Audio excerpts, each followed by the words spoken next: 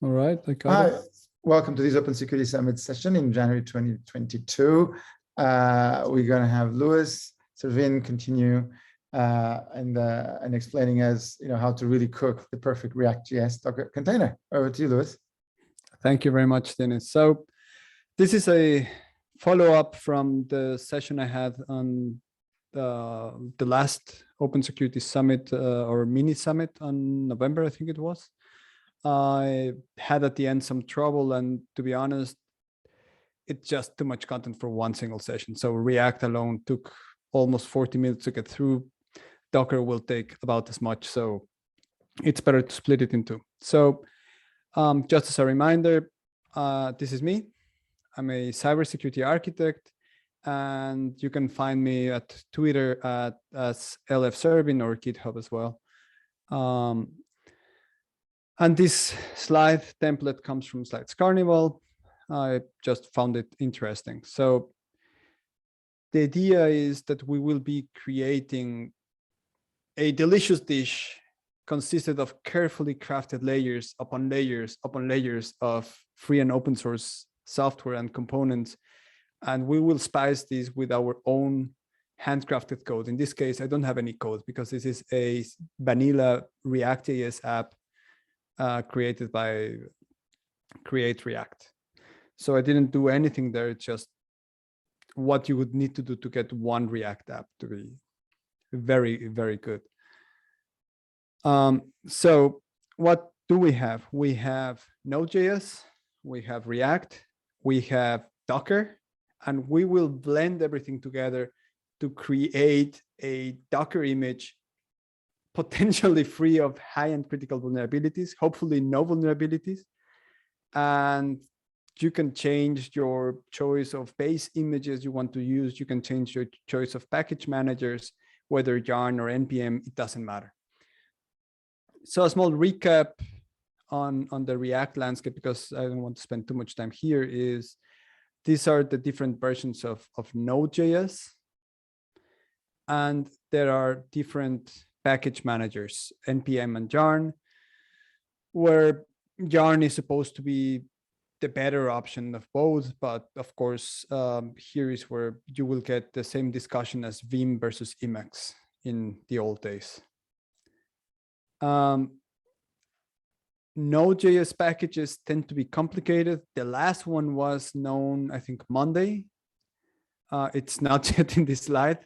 I hadn't a chance to put it into this slide, but a developer decided to change, I think it was colors and something else, because he needed money and he was tired of fixing bugs for big corporations that don't bring back money to open source, apparently. And then he basically inserted a infinite loop into one of them and gibberish into the other one. So a lot of packages and servers broke in production, which is something you don't want to have. And something to keep in mind, because it's worth telling it from Snick, if you're using npm, you include less than a quarter of the actual dependencies, and so many are included by default. And by many, I mean, if you try to create a React app from scratch, just create React app, you will have over 1,000. So this is it, right? So you will have over 1,000 packages, 1,600 packages with several vulnerabilities, some of them higher, critical, moderate. But don't despair, not all of them are necessary for running the system. Most of them are found in packages necessary to build the system. So that is something that we need to keep in mind when we're creating the Docker container, that we want to allow for this differentiation between dependencies that I need to build versus dependencies that I need to run. All right. So we went into a journey in which we were getting rid of vulnerabilities. I will not repeat it so much because we want to go to I will not spend too much time. So we can go fly through them. So basically what we did was just yarn check, make sure that we don't have any errors or warnings. We then made sure that unmet peer dependencies were there, because usually when you don't have when you have unmet peer dependencies, things will break in unexpected places. And we added some packages. We deduplicated some packages. And then there was a step there which I probably jump over, which was separating runtime dependencies. Where is it? I don't know what happened here. Sorry, separating. Oh, again, sorry, my bad. What am I doing? Sorry. I don't know why I keep on having this trouble. In which we were separating runtime dependencies from build time dependencies. So in the end, we ended up with a package that had 0 vulnerabilities in runtime dependencies, and all the vulnerabilities after updating and doing all the things I just described, just 27 dependencies that were vulnerable in development dependencies, those necessary to build the system. It is what it is. There's nothing to do there. That's part of the Node.js ecosystem. So with that said, we can move on and go into the next stage, which is actually creating a Docker container that will be as locked and as tight as it can possibly be. So what are our minimum viable security objectives? We want to have a minimal attack surface. We want to have deterministic builds. That is, that which we tested in the developer's machine is exactly what is installed in the container, and is exactly what reaches production. And if we recreate the container, we will always get exactly the same packages, everything the same. We want to have least privilege. We would like to avoid having secrets in the container. We want our Docker file to observe best practices. And we want, of course, assure the provenance of components. And if possible, no vulnerabilities in our production containers. So let's see, how do we go about this? If you Google, let me see if where's my browser? So if I Google and say, okay, I want to have a Node.js Docker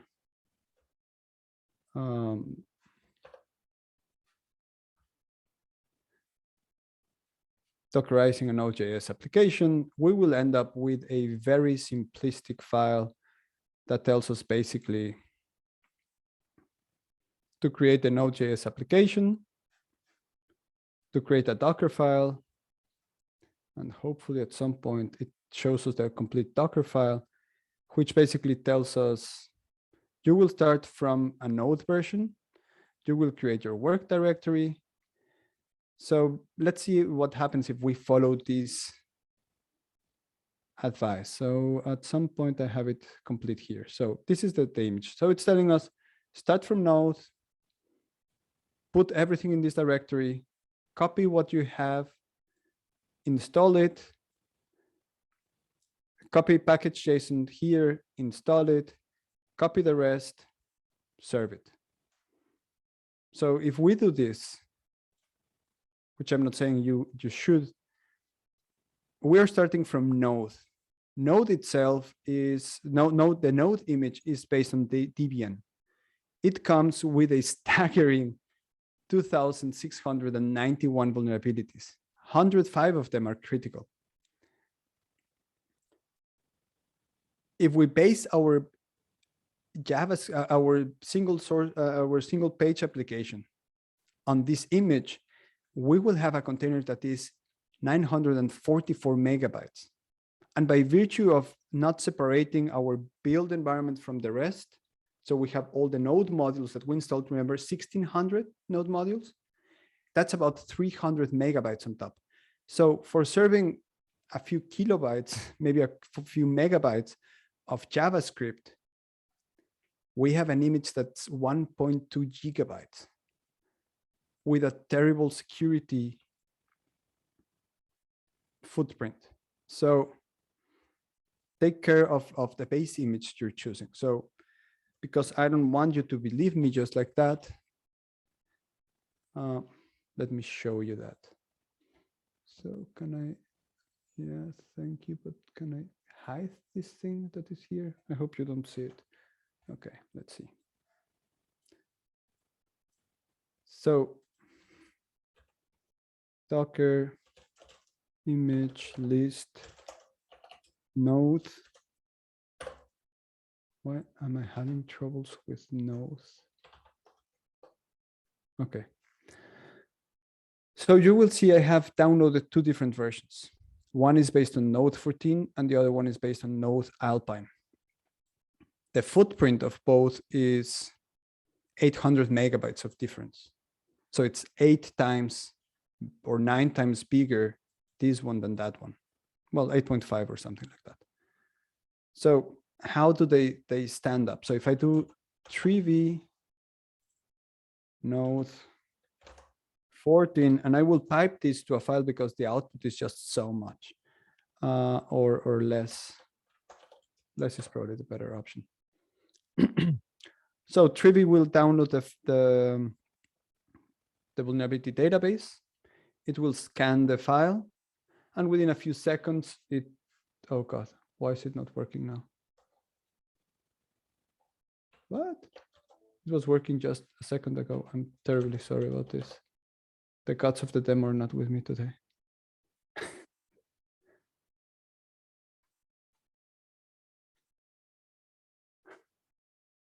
Oh, I'm not sure what I'm doing. I haven't done anything, I promise.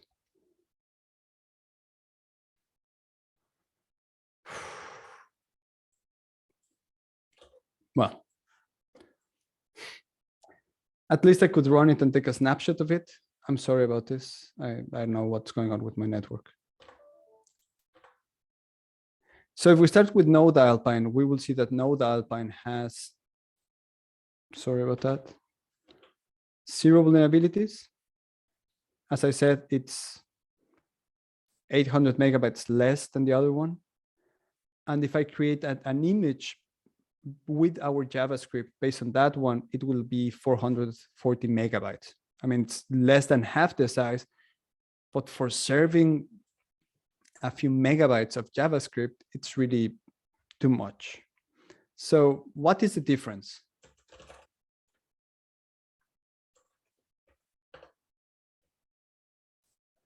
The difference is here.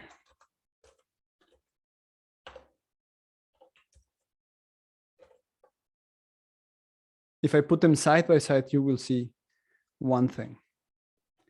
The first one is based on Node 14. The second one is based on Node 14, Alpine 314, and I give the SHA-256 of the image.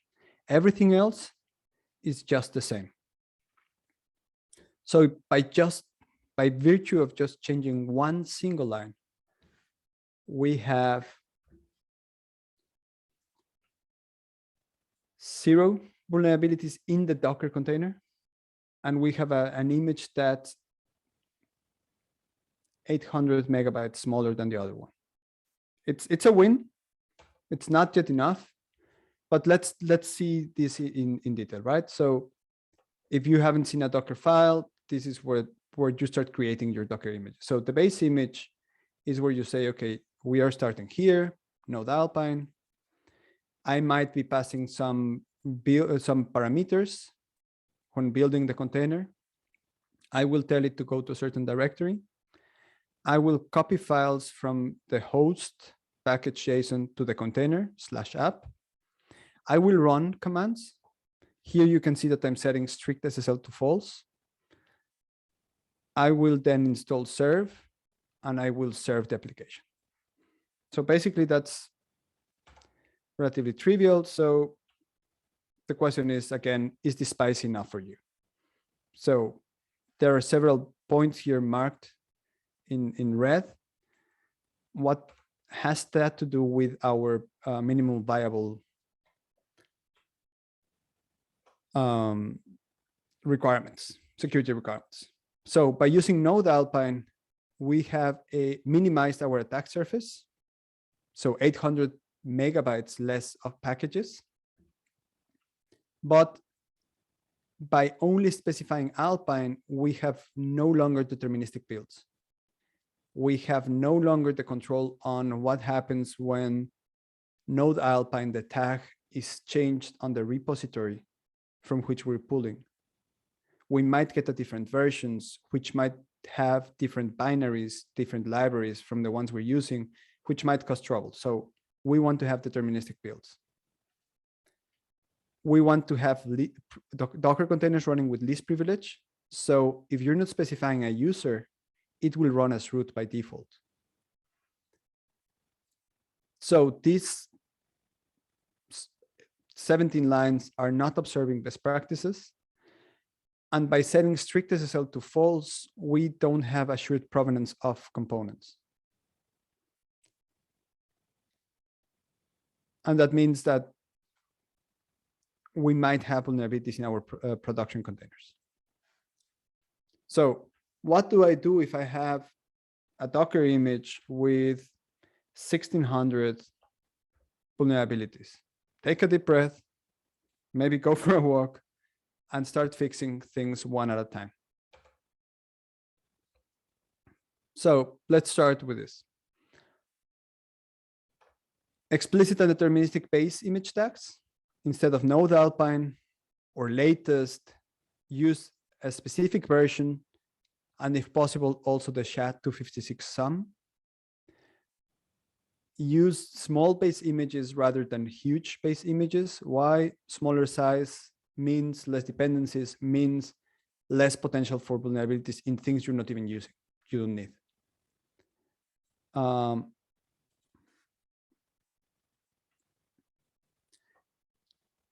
Install only production dependencies. So by running install, I am installing and running everything. So I'm installing every single node module, even the ones that have vulnerabilities. So I don't want that really. We don't want that. We don't run as root. So we want to have a user created and run as a dedicated user, which is non-privileged. We want to run a combination of semgrep and trivy. Semgrep with Dockerfile rules, and trivy with to find vulnerabilities. So this will allow us to have a best practice Dockerfile, or a Dockerfile that operates, that is created following best practices, and a Docker image that is free of vulnerabilities. If we use multi-stage builds, we can separate our build time from our runtime dependencies. If we use Docker ignore, we will be able to avoid copying secrets, .git directory, things that we don't want in the container, which are necessary for development, but not for the container. And if possible, we want to mount secrets into the Docker container.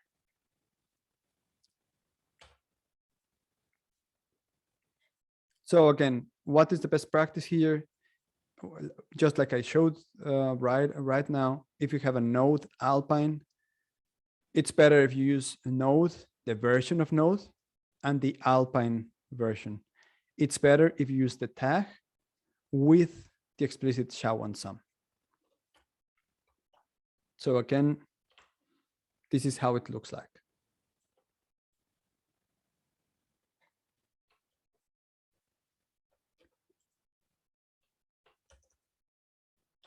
So what follows? What follows is to use multi-stage. Okay, yeah, this allows us to have a deterministic base image because we know exactly which base image will be installed. And by using multi-stage builds, we have a lot of advantages. Why? Because we can finally separate our build time from our runtime dependencies in the code we created. And it also helps us because Node.js, we only need it for transpiling the code, TypeScript, JavaScript, whatever else, into JavaScript. And our objective when we create a single page application is to serve static content. The API is not included, right? So right now we only want to serve the static content. The API could live somewhere else. So for that, we don't need Node.js. We actually need something that's lightweight, like Nginx, for example. This will help us have faster builds due to caching of stages and smaller containers.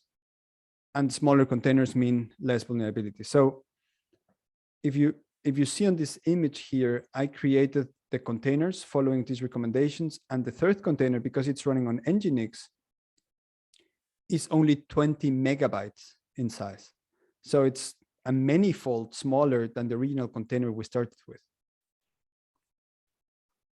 So how does this look like?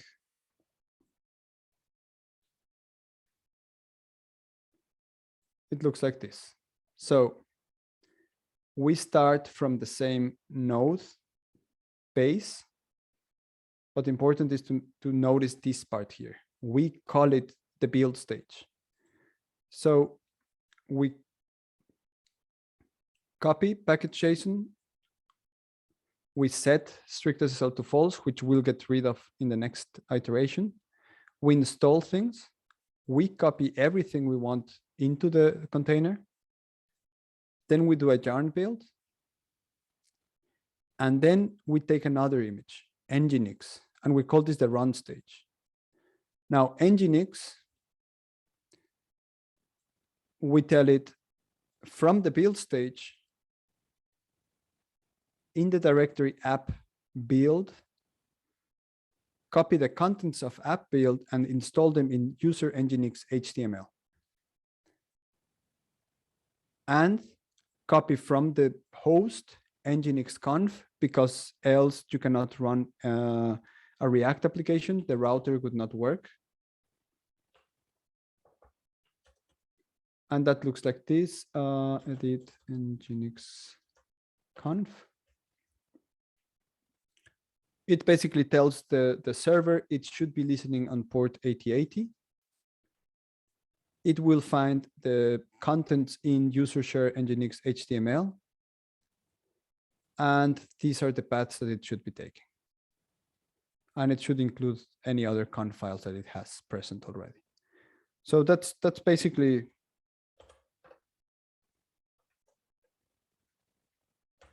all that we are doing.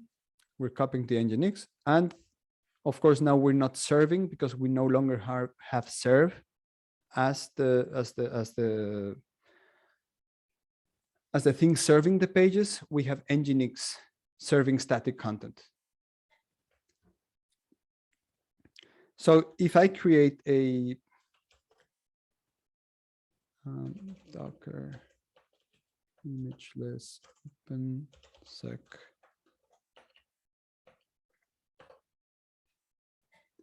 we will see that this third image I created is 20 megabytes in size, which is great.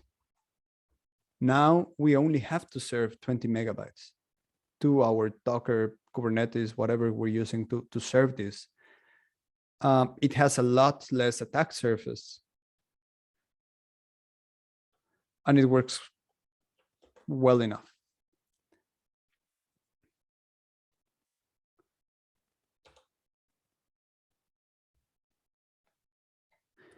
And this is basically the same story, right? So we have a separation of concerns. We have a build stage and we have a run stage. And by separating these, we can cache, we can use the Docker cache, which allows us to cache several stages. And this helps us speed builds in that reuse certain stages. So this is very advantageous when you have several projects or several things that depend on the same stages. Now, our software supply chain, we want to make sure that we're getting the things that we expect to be getting from everyone. So one of the reasons in my company that developers set strict SSL set to false. Remember this command here. This command here, yarn or npm config set strict SSL to false, is because we have Zscaler installed, and Zscaler is a circuit breaker. It basically mans in the middle every single internet connection that we make from our work laptops to the outer world. So one way to solve it is to add the intermediate Zscaler or whatever intercepting proxy you might have. You definitely have root certificates somewhere. So these root certificates, you put them in a file, you make them known to the container, CA certificates. I append it to CA certificates, and then you're able to update all CA certificates, and you set a couple of environment variables, node extra CA and request CA bundles. And now you don't have to do it again. So I'll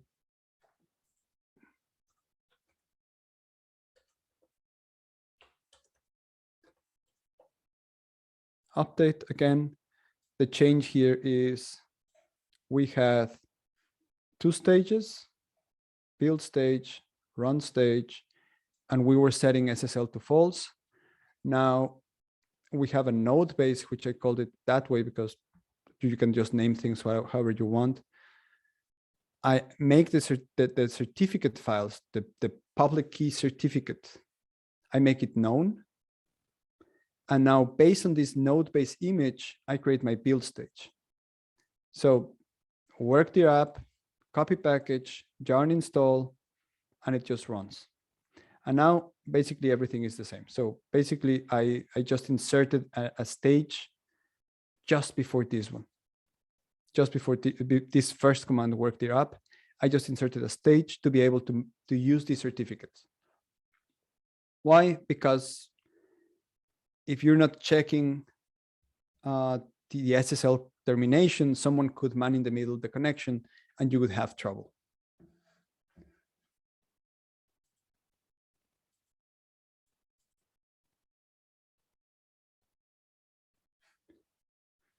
So keep SSL checks for your source files, do certificates, and now node base could be used as a default to start for any connection in the that I need to do.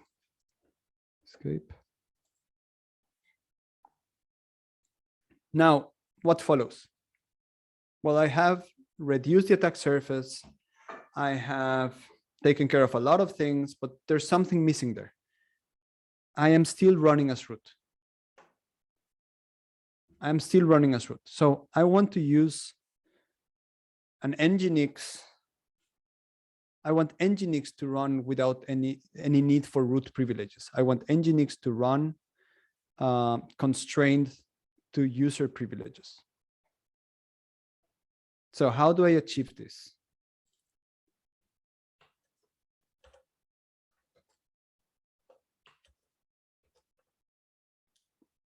So you will see basically nothing changes all the way down to the image I'm taking as my run stage.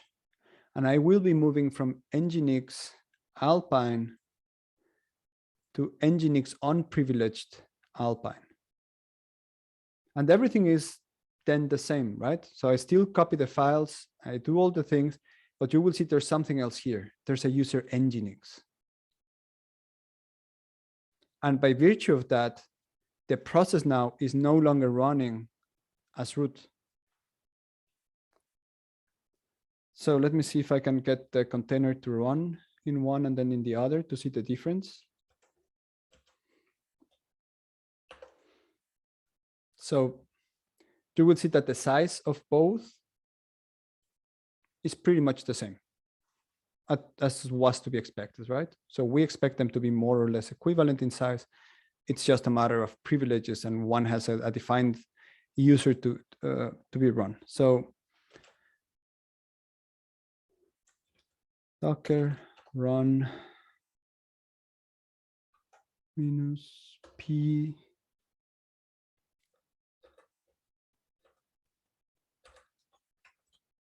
/8080 OpenSec Summit 0. I hope that's enough. Okay, it started. So that means I should be able to see it in my.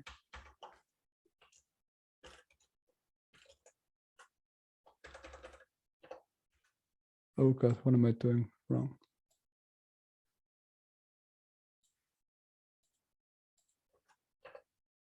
Oh God, I did something wrong. What am I doing wrong?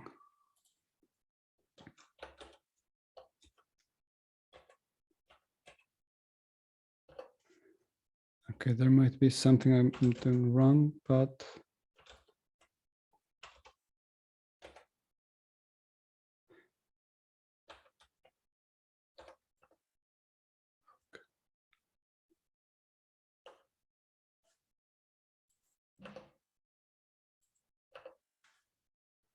okay, am I doing something wrong? I don't know what I'm doing wrong. Sorry about that.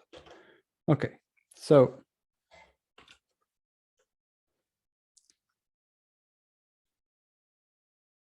config. Okay, this one is running with the Nginx config. And now we have, we want to take it one step further. And the next step is to make it distroless. So we want to make sure that nothing runs in this container. Nothing runs in this container but Nginx. There is nothing in this container that can provide someone with any advantage on the container to pivot anywhere. So what we will be doing is deleting all binaries, sbin, bin, user local bin. We will delete BCBox itself. We will delete APK. Everything will be gone.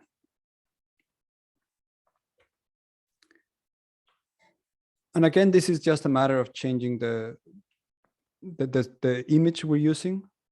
In this case, I didn't add the SHA-256 sum because I had to create it myself. So in order to create a distroless, why is it not visible? Okay, in order to create a distroless application, I had to make some changes to it, right? So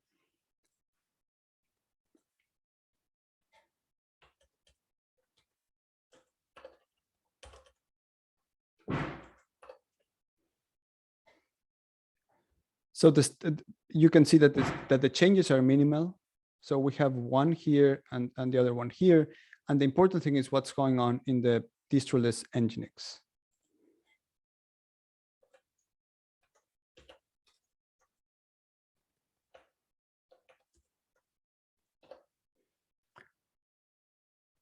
So this distroless Nginx image is based on an Alpine version from Nginx unprivileged. We are copying in this base image all the binaries, everything that makes up Nginx and its required libraries: crypto, libc, libz, libc, libmussel, libssl into OPT. We will then proceed to delete, as I just showed you, everything from BCBox in the next stage. And then we will merge both stages, which means we take Alpine distroless, we copy from base, the Nginx unprivileged, everything including the user. We add a cache and log so that it can log. We expose 8080. We have the user Nginx and we start like that. So this container, if I try to run it, I will not be even able to log into the running container. if Nginx is compromised, if Nginx has a vulnerability, it will not be able to do anything else but serve the content.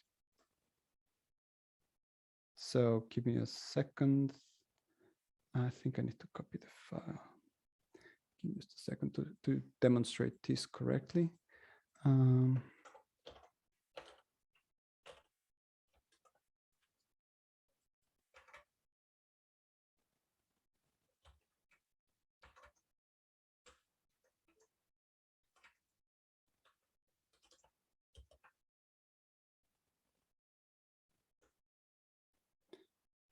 Okay.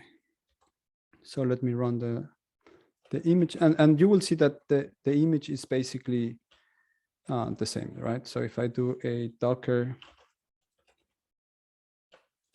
image ls OpenSec summit, the final image is 26 megabytes and it's bulletproof. So I can try doing a Docker run OpenSec summit 6.0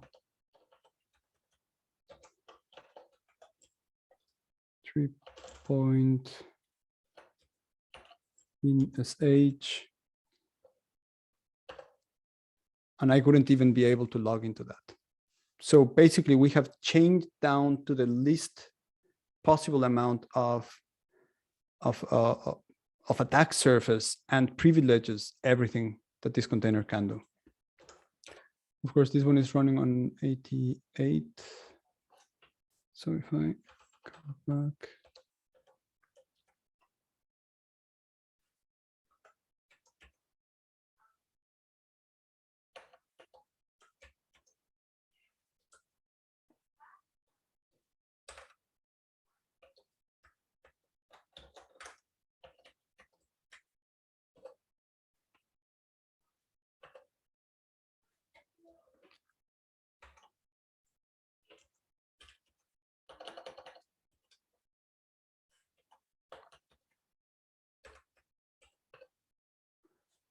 Okay, I'm not sure what I did. I think I broke something on the Nginx conf. But basically, Nginx is running here, and it's telling me that that the file is running. I'm not exactly sure what the trouble is here with the Nginx conf. I need to fix that. But this is it. So let me turn on the light because it's very dark.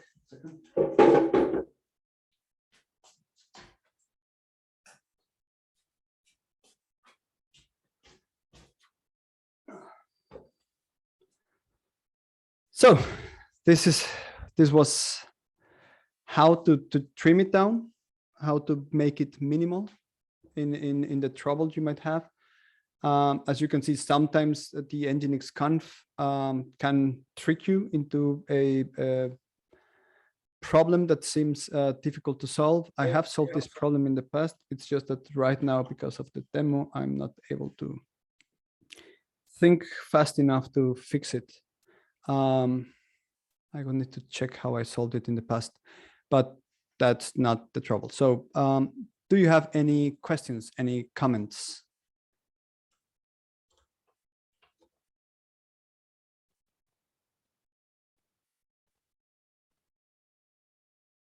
So I had one. Sure. And I'm sorry, I was in and out of some sessions, but maybe you already answered it. From a developer point of view, you know, what's the easiest way to leverage all of this, right? So how can they start from a secure, you know, basically build? Have you published that? No, actually, I have all of this already in Git. So Git status, it's already kitified, so the whole process can be repeated. I will publish this in GitHub. That's the only thing that is missing. So I will enhance the slides with the link to the GitHub repo, and we can add that to the description of the talk if you want. Yeah, but also can you put it in like something like Docker Hub, right? So it becomes very easy to use. Oh, sure. I mean, I can add the distroless Docker image, right? So in the end, Yeah. in the end, what I created is a distroless Nginx image that will serve it. So it's not so much a React specific thing. It's just, yeah, the image can the image can be served. I think probably the recipe is more interesting. Well, yeah, but I think from an adoption point of view, I think it's also, you know, powerful to be able to have that version, which is basically, you know, nicely configured. Also, you can see, and then, you know, they can add the whole build to the pipeline, but to kickstart with, you know, to have that image, it'll be quite good, right? And also, I always say to show, because I think it will be interesting to add to your pipeline, like the whole process, right? Like how can you, for example, go from one update to the your workflow all the way to a Docker Hub deployment. Sure. I don't know how to do that. I mean, I can add that in the description in the Git repository, for example, how this workflow goes, like more of a workshop kind of thing, because I have the Docker files in a sequential order, right? So how I went around, how I went about creating the Docker files. Yeah. So I have the exercise in which the Docker file starts little by little being tightened, Yeah, all the way down to a distroless image. Yeah, but if you think about from a dev team, you want to start with, you know, the last one, right? You want to start with the big one, right? The one that actually has. Certainly, which has a pre-dependency, right? So you have, as there is no distroless Alpine Docker image available, you have to create it yourself. Yeah. But if you're using a container registry, you keep that one in the container registry, and then every single team can use it. Yeah, because I think what I was seeing here, are you using GitHub Actions? Not me. I'm more in Azure DevOps. Yeah, or using Azure DevOps for this. Yeah, but it's probably, you know, GitHub Actions are very powerful, right? And they can use very effectively. And I think that's also a good recipe, just an idea, right? To maybe an enhancement, right? Because it also, you can then have that pipeline whenever you publish a change, right? It triggers the whole process. On Azure DevOps, where do you configure it here? Where do you define the process? Well, the process is more defined here, oh, right? So basically, so you have build a Docker file. Yeah, okay. So you have your build stage. Yeah. No, I get this. I'm saying to trigger the build, right, and then to maybe even publish it. Yeah, but I mean that is easy. The difficult part is getting rid of the vulnerabilities. Oh yeah, no, I agree. But but as I said, so you've done the hard part, but that last bit is quite important because it just makes it easier and unblocks the final bit for developer to create it. Cool. Sure. I mean,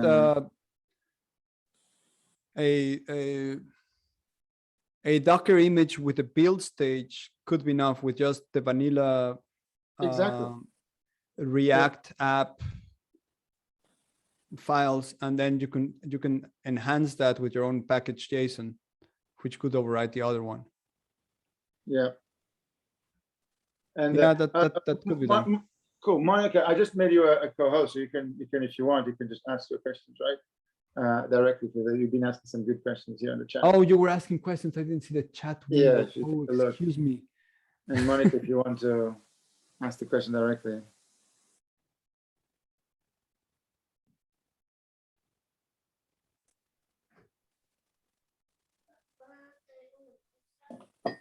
No. You can see the questions, right?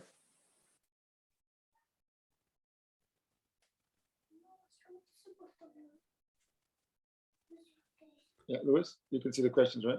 I can see the questions. I'm just going through them. Sorry, I'm just going through the questions. And my daughter came into my room and was talking to me on the other side. So I had one ear here and one ear there.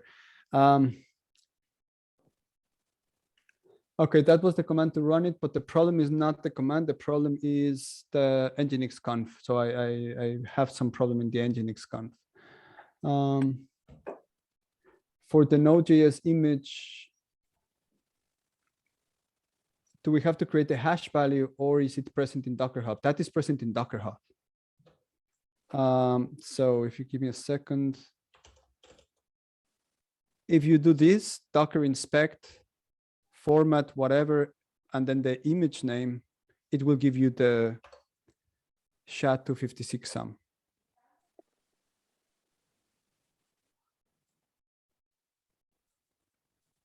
So that is the best way to get the SHA-256. But if you go to Docker Hub image, Docker Hub, sorry, let me go to Docker Hub, site hub docker.com, and I go to Nginx, which is the one I have been using a lot. Give me a second. And Docker, what am I missing? Come on, log. So my network seems to be a little bit slow for some reason. I have to close the door again, sorry.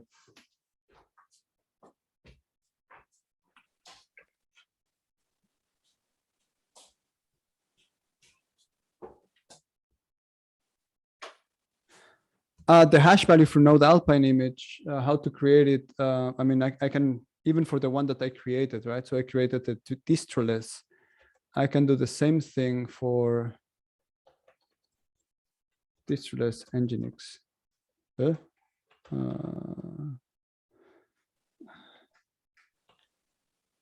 Docker image ls distroless.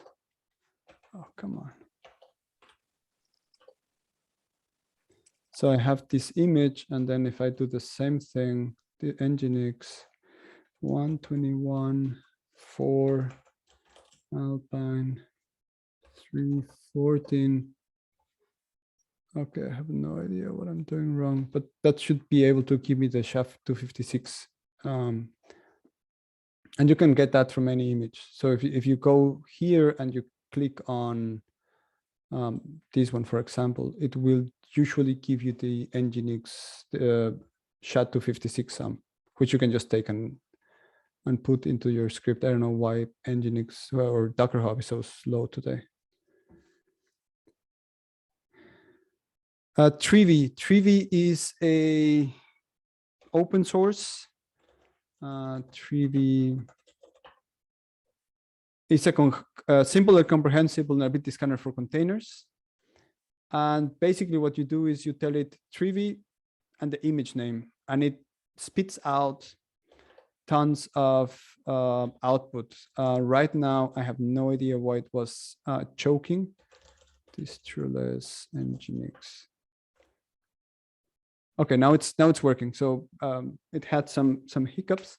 Now it's working. Now I can do the same thing. So it thinks a little bit, and it will probably tell me that it doesn't know the container, because that's the very hard. No, that's the distroless. Yeah, it will probably have a little bit of trouble with the distroless. Okay.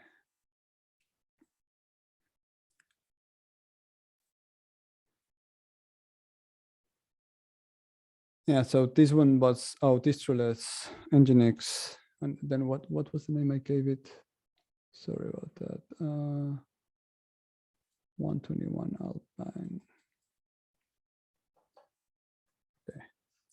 So it tells me, it recognizes that it is based on Alpine, and it gives me the result.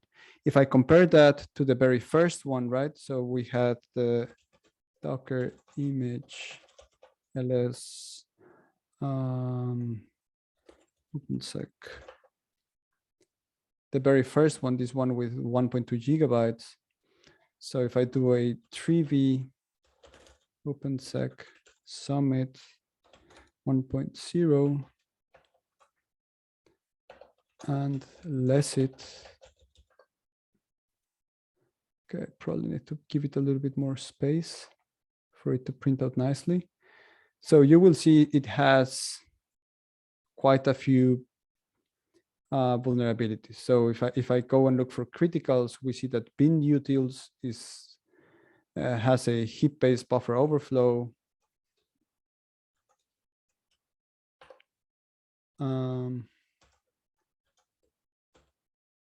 bzip, image magic, Kerberos something, libavahi, sound, libc, defbin, libc. I don't know, it's just, I don't even know how many, right? So it's way more than we want to count. So it's so many that it's just ridiculous. And if we start iterating over this with, say, 2, it will tell us, okay, because we didn't separate our dev dependencies from our runtime dependencies, it also identifies that in yarn lock we have these these vulnerabilities in our Node.js packages. And as soon as we get rid of that, I think it was in level 4, in which we have Nginx serving, we see that we're free from that. We don't have the problem anymore.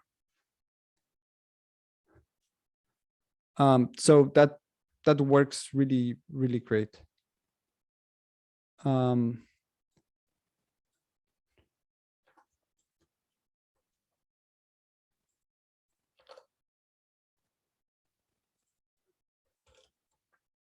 So I don't know. Any other questions, Monica or Adam or Dinis? No, I'm good.